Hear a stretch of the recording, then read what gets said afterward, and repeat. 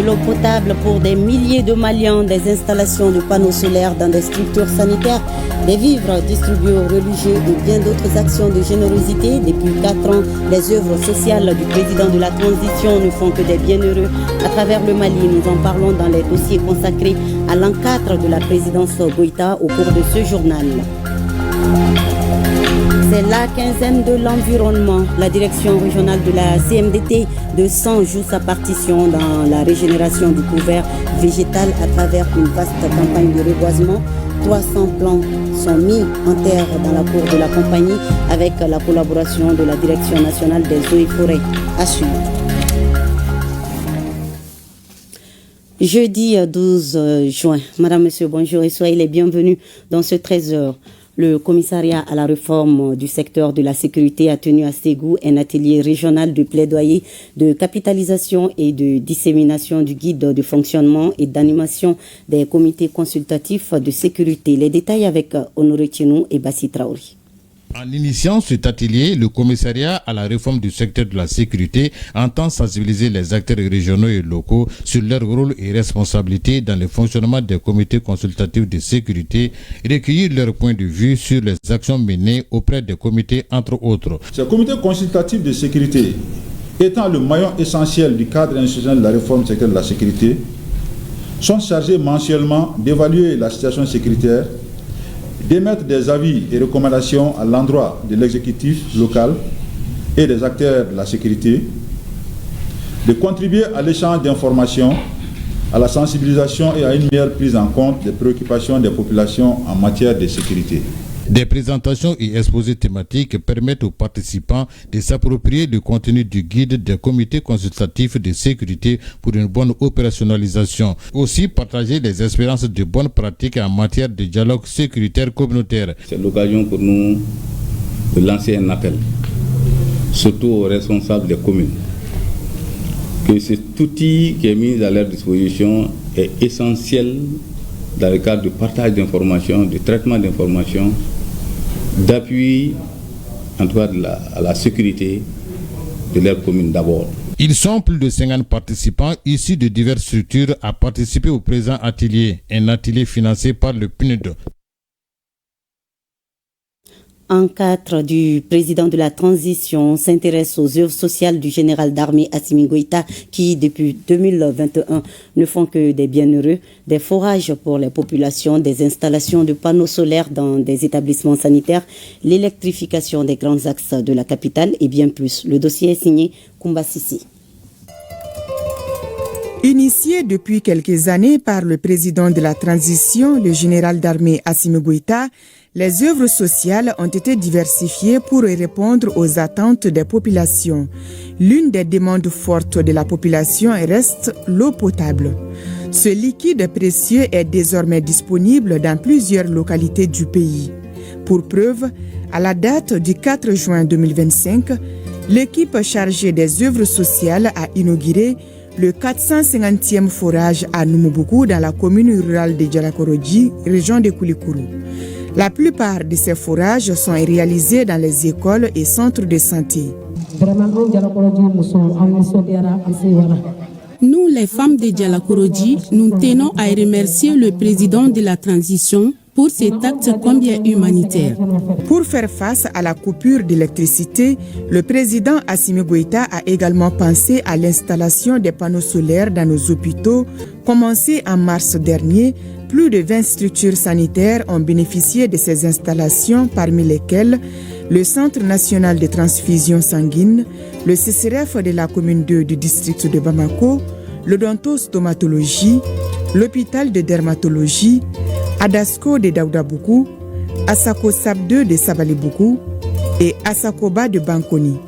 L'hôpital du Mali a lui seul reçu 1000 panneaux et ses installations. Ces installations solaires sécurisées et stables vont nous permettre d'assurer la disponibilité en électricité de façon permanente et d'améliorer la qualité de la prise en charge des patients et lesquels patients sont au cœur de vos préoccupations depuis votre arrivée. Et ces installations aussi nous prouvent et nous donnent l'opportunité d'assurer cette continuité de soins à la population et d'améliorer aussi les conditions de travail du personnel. Cette donation va permettre à cette structure, tout d'abord, de réduire considérablement les dépenses, de bénéficier d'une source d'énergie fiable et durable, et ça va nous permettre de travailler 24 heures sur 24. Aujourd'hui, je dis merci. Merci en mon nom. Merci au nom de tous les sans-voix, de tous les patients qui vont bénéficier de ces installations. Merci au personnel, au nom du personnel qui va faire ce travail dans de bonnes conditions. Une mission, c'est les moyens. Aujourd'hui, les agents de l'hôpital du Mali, on vous félicite pour tout ce que vous faites. Mais aujourd'hui encore, redoublez davantage d'efforts. Parce qu'aujourd'hui, vous serez dans les conditions pour mieux travailler. Donc, on ne cessera de remercier le président de la transition. Autre volet des œuvres sociales est l'électrification des grands axes de la capitale. À cet effet, 1300 lampadaires ont été installés. Ça fait un moment que le président de la transition, à travers les œuvres sociales, a fait le lancement de l'éclairage de certains axes de Bamako, à savoir l'axe du monument de la paix à l'aéroport, du monument de martyrs à l'aéroport, du 3e pont, de certains grands axes de Bamako et de Kati, du rond-point devant le camp jusque derrière le lycée Mami. On sait que le créage d'une ville, c'est la sécurisation, surtout la sécurisation par le temps qui court. Le président de la transition fait agir sa solidarité, son patriotisme, afin que les Bamakois en particulier et les Maliens en général puissent vivre dans du bonheur. Les lampadaires installés sont de la dernière génération. Ce sont des panneaux monocristallins d'une puissance de 200 watts qui sont adaptés à notre environnement géoclimatique avec protection contre la poussière et l'eau de pluie. Ces lampadaires ont une durée de vie de 10 ans et leurs ampoules sont de 220 lumen watts, rechargeables en seulement 6 heures pour 12 heures continues d'éclairage. Pendant le mois de Ramadan et les carêmes chrétiens passés, des vivres ont été également distribués à Bamako et à l'intérieur du pays pour permettre aux croyants en situation de vulnérabilité de passer ces périodes d'adoration dans des meilleures conditions. Quant aux personnes en situation de mobilité réduite, elles ont reçu des mototricycles pour faciliter leur déplacement. Sous l'émotion, certains de ces bénéficiaires n'arrivent pas à tenir leurs larmes.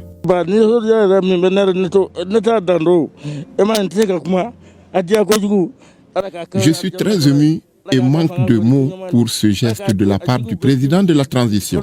Je formule des vœux pour la stabilité du pays.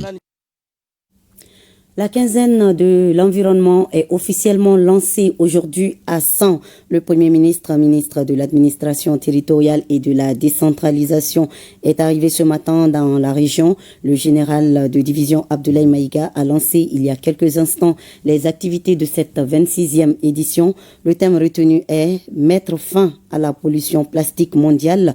Le chef du gouvernement s'est ensuite rendu sur le site du bosquet de l'AIS. Il a immortalisé son passage à travers les plantations d'arbres. La cérémonie a réuni autour du Premier ministre des membres du gouvernement, des partenaires techniques et financiers. À son arrivée, le général de division avait rendu une visite de courtoisie aux notabilités et posé la première pierre du vestibule de 100. Le séjour du chef du gouvernement prendra fin par le lancement de la 625e édition du 5e mois. Les détails avec nos envoyés spéciaux dans nos éditions futures.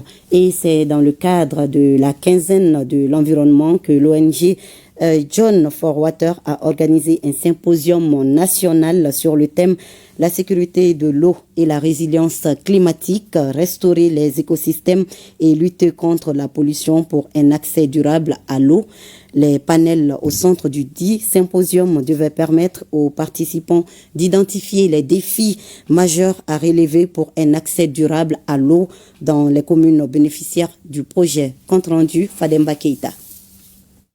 L'ONG John for Waters organise ce symposium national dans le cadre de son programme intitulé « Protéger et conserver l'eau pour une meilleure résilience socio-économique » autour de Bamako. Les présentations thématiques et techniques au centre des échanges ont trait à l'éducation environnementale, à la restauration des écosystèmes pour un accès durable à l'eau et à la pollution plastique des milieux aquatiques. Cette journée sera marquée par des présentations d'experts sur les enjeux de la pollution, l'accès à l'eau et le changement climatique, des partages d'expériences locales et des témoignages, mais aussi un panel sur la problématique liée à l'eau qui sera animé au cours de cette journée.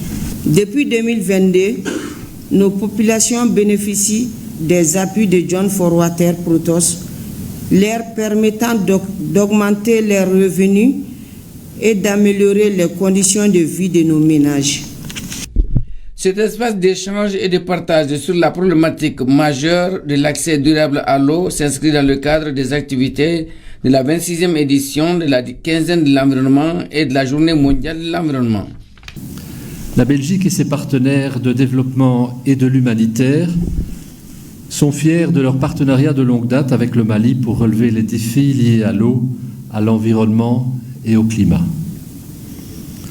Nos programmes répondent aux besoins des communautés maliennes, renforcent leur capacité de résilience et d'adaptation aux effets du changement climatique et augmentent leurs revenus.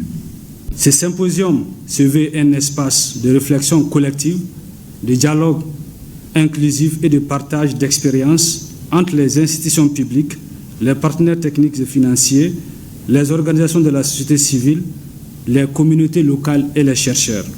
Agir pour restaurer les écosystèmes dégradés, renforcer la gouvernance de l'eau, protéger les bassins versants, lutter contre les pollutions émergentes et construire une résilience socio-économique durable. L'ONG John for Water Protos, à travers ce symposium, entend pallier le stress hydrique croissant susceptible d'affecter en 2100. Voilà, la direction régionale de la CMDT de Sang, pour sa part, vient d'initier avec la direction nationale des eaux et forêts une vaste campagne de reboisement. Je vous l'annonçais, l'événement présidé par le directeur général adjoint des eaux et forêts a consisté à planter 300 pieds d'arbres, une manière pour les deux services de participer à la lutte contre la désertification. Tout cela se tient naturellement dans le cadre de la quinzaine de l'environnement de Sang. La correspondance de Drissa Koli. La régénération du couvert végétal doit être une affaire de tous si nous voulons venir à bout du dérèglement climatique. C'est ce qu'a compris la CMDT en organisant en marge de la 26e édition de la quinzaine de l'environnement cette journée de reboisement. Elle a permis de planter 200 plants d'acacia sénégalais et 100 plants d'eucalyptus. Il y a depuis 3 ans maintenant, chaque fois que la quinzaine de l'environnement est célébrée, c'est-à-dire dans une zone CMDT, alors la CMDT participe, c'est-à-dire à l'événement qui est maintenant un événement patriotique. Nous avons décidé de regarnir cette forêt, comme vous l'avez dit, qui était en train de disparaître petit à petit, pour qu'à l'avenir, on puisse avoir un espace boisé et vraiment verdoyant. L'événement est organisé en partenariat avec la Direction générale des eaux et forêts. Nous conseillons à tous et à toutes de planter un arbre, l'entretenir pour qu'il devienne un grand arbre. Notre pays a besoin de la couverture végétale sur l'ensemble du territoire. Et si chacun des 20 millions d'habitants plante un arbre, ce sera salutaire dans les années à venir. Une chose est de planter, une autre est d'entretenir les jeunes plants. Le colonel-major Koné y insiste. Heureusement que la cour est clôturée. Donc par rapport à la divulgation des animaux, nous avons déjà une solution. Mais l'essentiel, c'est vraiment d'entretenir les plants plantés, les suivre. Quand il y a des attaques d'insectes, utiliser des produits phytosanitaires pour pouvoir éradiquer ces insectes. N'est-ce pas là un bel exemple d'acte citoyen à imiter?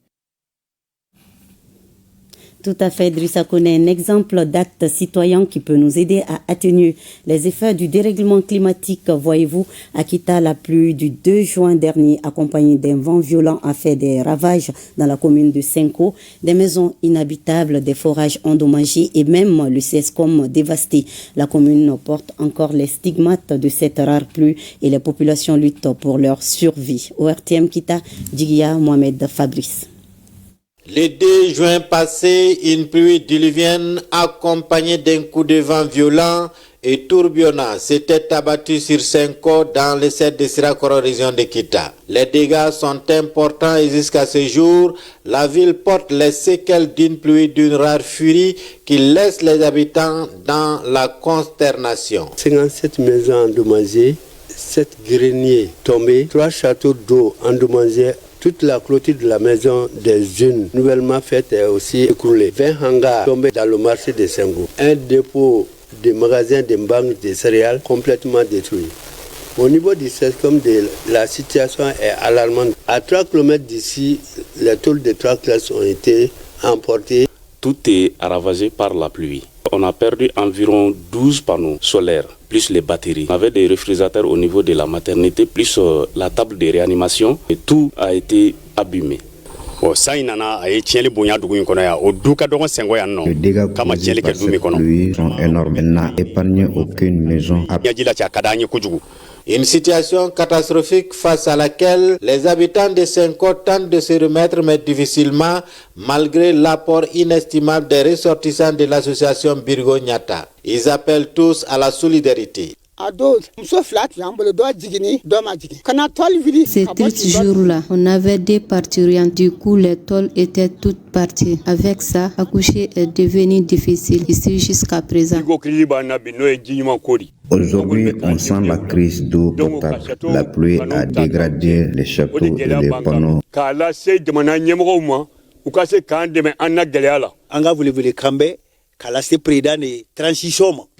Notre appel au président de la transition, la maternité est dévastée. Chaque jour, plus de 20 femmes accouchent ici. Remettre les logements touchés à l'État, voici les postures actuelles des habitants de Senko frappés par cette pluie diluvienne. La proclamation des résultats du DEF est prévue pour le 17 juin prochain en 13e région.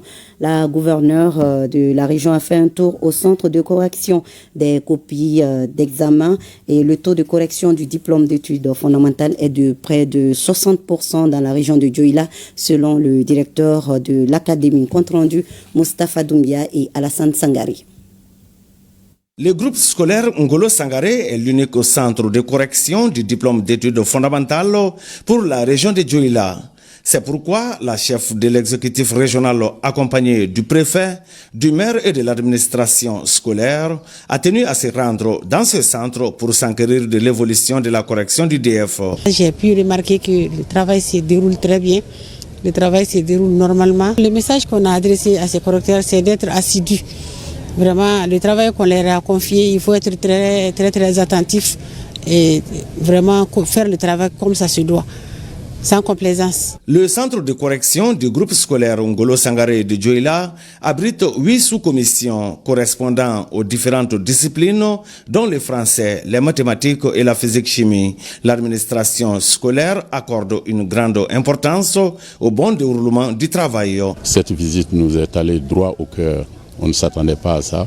Mais cela dénote une fois de plus que vraiment les plus hautes autorités sont de cœur avec nous. L'enjeu majeur aujourd'hui, c'est une correction qui peut en tout cas nous donner satisfaction. Une correction faite dans les normes de l'art. Et au jour d'aujourd'hui, à peu près 60% déjà les corrections sont effectuées. Rappelons que la région de Dioïla compte 9 962 candidats au diplôme d'études fondamentales. Et c'est la fin de cette édition. Merci de votre fidélité. À 20h, vous avez rendez-vous avec Baraki Sawatara. Bel après-midi à vous tous.